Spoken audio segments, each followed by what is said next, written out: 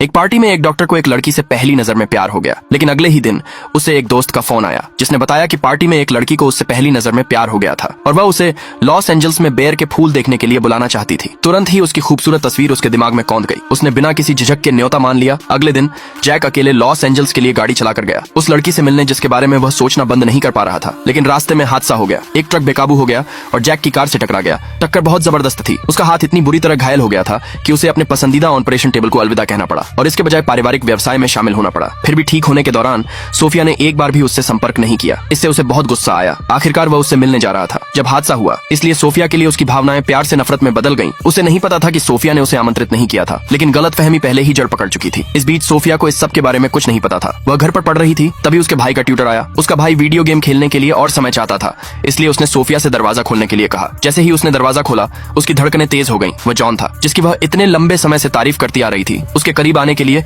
Sophia जानबूझकर dorm में चली गई। उसे पता था कि जॉन और केली बचपन के प्रेमी थे। वह किसी और के रिश्ते में नहीं पड़ना चाहती थी, इसलिए वह सीधे केली से पूछने गई। जब उसे पता चला कि वे असल में कपल नहीं थे, तो सोफिया ने हिम्मत जुटाई और जॉन से अपने प्यार का इजहार किया, लेकिन उसने उसे ठुकरा दिया। दुर्भाग्य से एक सहपाठी ने यह सब देख लिया। अगले दिन अफवाहें फैल गईं कि वह एक रिश्ता तोड़ने वाली है। अपना नाम साफ करने के लिए उसके पास जॉन को मैसेज करने के अलावा कोई चारा नहीं था, ये पूछने के लिए कि क्या उसकी कोई गर्लफ्रेंड है, लेकिन जॉन ने कभी जवाब नहीं दिया। इससे सोफिया ने मान लिया कि जॉन और कैली सच में साथ हैं, इसलिए उसने उसका पीछा करना छोड़ दिया और स्कूल छोड़ दिया। एक साल जल्दी बीत गया। सोफिया ग्रेजुएट होने वाली थी।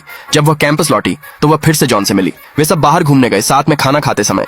जब ग्रेजुएशन के बाद नौकरी ढूंढने की बात चल रही थी, तो सोफिया ने बताया कि वह अपनी माँ के साथ रहने के लिए लॉस एंजल्स वापस जाने का प्लान बना रही है। इससे जॉन थोड़ा उदास हो गया। अलग होने से पहले जॉन को उम्मीद थी कि सोफिया वाशिंगटन में ही रहेगी। उसने उससे कहा कि उसे अपने परिवार पर निर्भर नहीं रहना चाहिए और आत्मनिर्भर बनना सीखना चाहिए। इस बात से सोफिया को बुरा लगा। यह साबित करने के लिए कि वह खुद नौकरी ढूंढ सकती है, उसने एक जॉब फेयर में जाने का फैसला किया। लेकिन फेयर में सोफिया रास्ता भटक गई और उसका समय खत्म हो गया। उसके पास अभी भी 3 रिज्यूमे देने बाकी थे। जॉन सोफिया को अपने पास रखना चाहता था, इसलिए उसने उसका रिज्यूमे ले लिया और अपनी बहन से मदद मांगी जो काइल ग्रुप में काम करती थी। जब वे बात कर रहे थे तो जैक ने गलती से सोफिया का नाम सुन लिया। वह अब काइल ग्रुप का सीईओ था। वह पास आया, जॉन के हाथ से रिज्यूमे लिया और सच में वहाँ उसी लड़की का नाम था जिसे वह कभी नहीं भूला था।